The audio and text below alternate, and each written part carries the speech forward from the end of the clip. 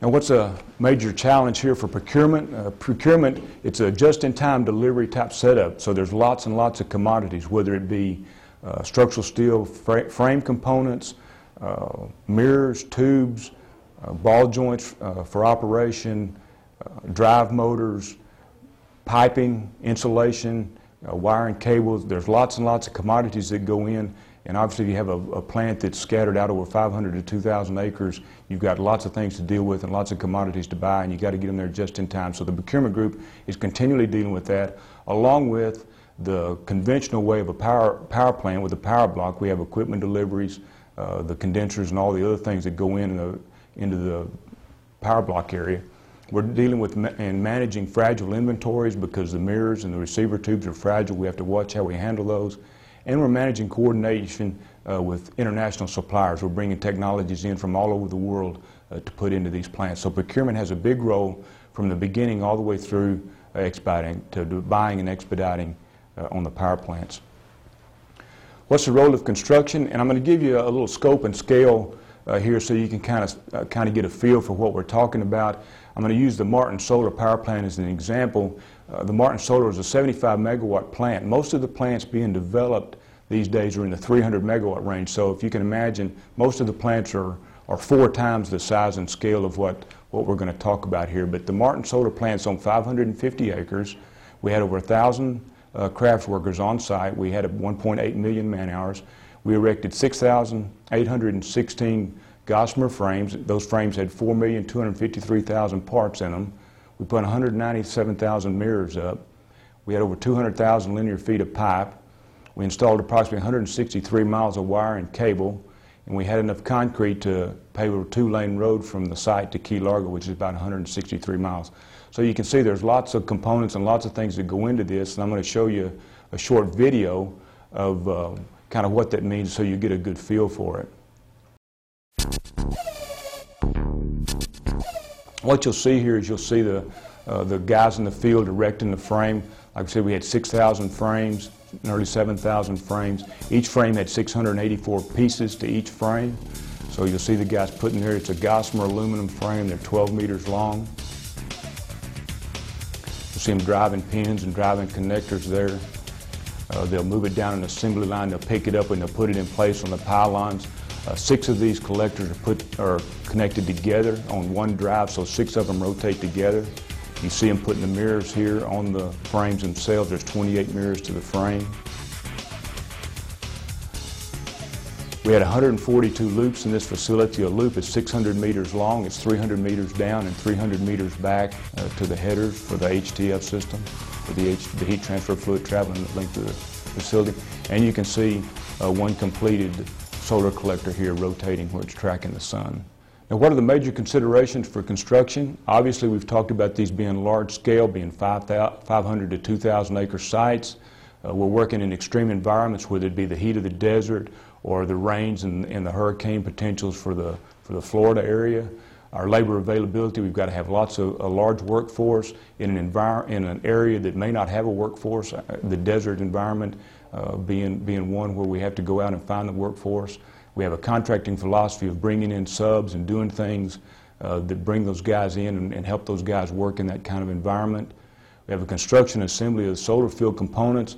Like we talked about, there's lots and lots of components that go into this solar field. We have to get all of those there on time so that our workforce isn't slowed down. They're not held up by the commodities and things that are coming on board. So that's a logistics and planning and expediting issue where we get procurement involved and do a lot of that logistics and planning and getting all of those components in there so that our labor force can keep working. And then we have the normal logistics and planning of bringing in all the major equipment and doing the things that you'd have on a normal power plant. And then we have the added complication of the heat transfer fluid coming online. We have to bring that in. We bring it in by truck. At the Florida site, we had more than 3 million gallons of heat transfer fluid coming on. It comes in at 50 degrees. You have to heat it up so that it's more fluid so you can pump it into the system, and you have to get that circulating through several miles of pipeline. So in the construction side, we're dealing with lots of logistics, lots of manpower, lots of people coming and going, lots of trucks coming and going. And so all of that is a safety. Safety is paramount on any of the sites, and watching what we're doing and making all those people come on site, do the right things, and getting all the components and equipment to them in a safe manner is one of the major considerations and challenges of the construction group. So what's the big picture here? EPC's main role involves working alongside owners to design and build projects on time and within budget. Early planning is key. From the front, getting the engineers involved right at the beginning and following that all the way through the procurement and the construction, getting all of the logistics and planning and everything done as we work through the project is very key. Constant communication, we've got all these major stakeholders that we're dealing with as well as our own internal groups, so we want constant communication between all those groups. We know what we're doing, what's happening, when things are going to be done, what's going to be the most cost-effective way of doing things. We have a thorough quality control. When you're dealing with millions of components, you get one component that's not designed correctly or not out there correctly, not constructed, fabricated correctly, that's going to slow the whole workforce down. It's going to slow the whole operation down and just generally delay things. So you got to have a stringent quality control plan to make sure that everything is going together and getting to the site on time and done properly. Commercial operation date is only one of the milestones. It's not the end goal. The end goal is to come up with a successful project that delivers the maximum amount of power to the grid for the owner and the developer. So we'll stay on site. We want to stay on site, tune that facility, operate that facility. Each one of these facilities operates different. You have to understand and learn and figure out how to get that thing to operate and tune it in where it's going to give the maximum amount of output for the owner or the developer. And then there at the end, safety is paramount. Safety is the #1 goal of all construction and EPC contractors, so safety is constantly in the forefront of what we're doing.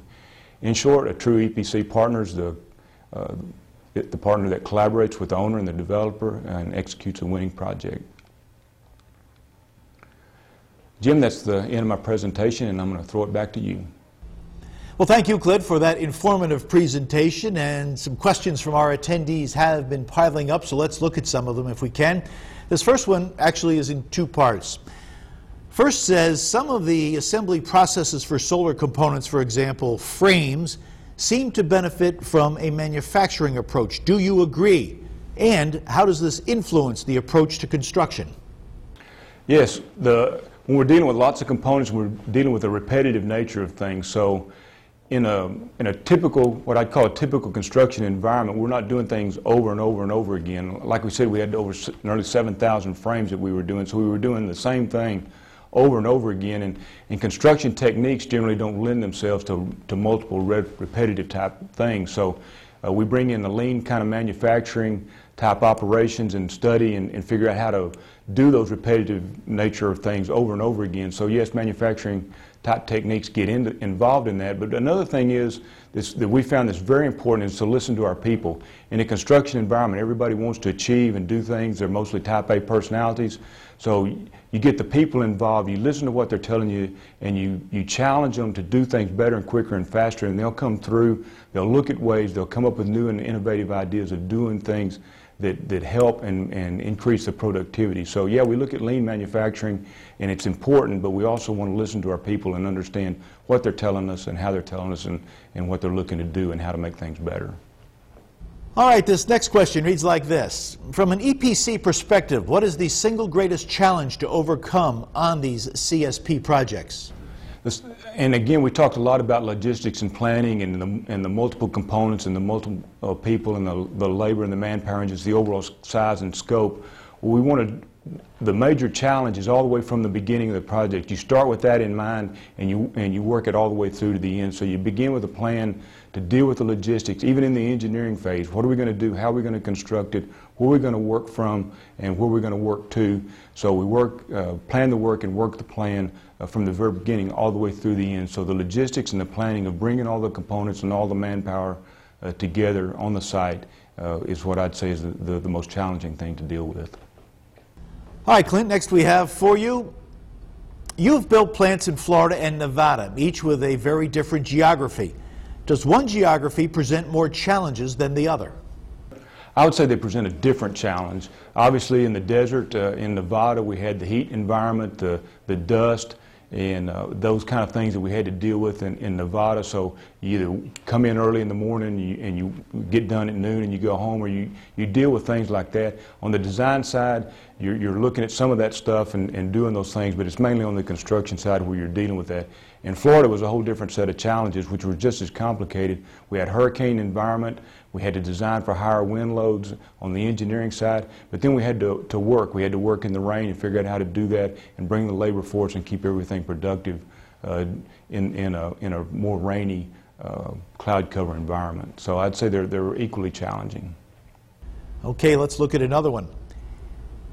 Maximizing construction efficiencies is obviously one of the top priorities on these projects. What types of processes do you employ to maximize efficiencies throughout the project life cycle? Well, again, we talked about maybe putting in some lean manufacturing and challenging our people to be able to do that. But quality control is probably one of the biggest things to help out with the efficiency.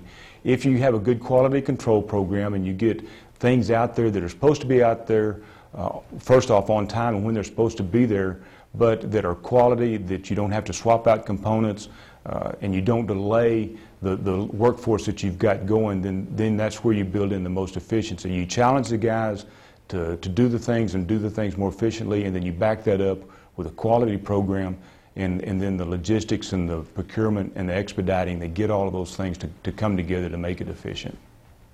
Okay, I have one here that asks if you see a trend toward PV as a viable option for utility scale solar.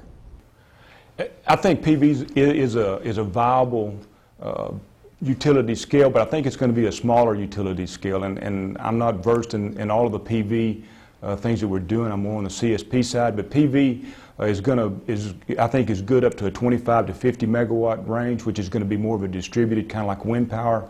You'll distribute that more. What we're going to see coming online on the CSP side is these larger plants, these larger utility scale plants where we're getting 300 megawatts, but we're going to see, which is going to be different on the PV side, and we're already beginning to see it, is a storage opportunity where we're using a molten salt to be able to store energy, and we're extending the life of these plants 4 to 6 hours into the night. So we're going to kind of, CSP may take a little bit of a lead over PV. There's going to be obviously marketplace for both of them, but where CSP is going to maybe take a little bit of a lead in that is we're going to come up with new technologies where we can store that energy that we've gathered during the day well into the night, maybe even around the clock. But right now we're seeing technologies where we can store that 4 to 6 hours. We think we're going to be able to see where we can extend that 9 to 12 hours. So we're looking to kind of on the CSP side where we'll have a salt storage or some kind of storage mechanism where PV may trail in that regard. And with that, we need to wind things up. Clint Rosenbaum of Lauren Engineers and Constructors, thank you so much for joining us here today. We appreciate your time and your expertise. Appreciate it, Jim. It's been a pleasure, and look forward to seeing you again. Thank you. GlobalSpec is always looking for speakers to share their expertise, and if you'd like to be considered as a speaker at one of our events, you can find the speaker submittal form right here on our website. Just look for the link labeled Events and then click on Speaking Opportunities. And you can stay up to speed every day with information delivered right to your inbox because GlobalSpec offers more than 60 online publications, all filled with the latest advances in your area of expertise.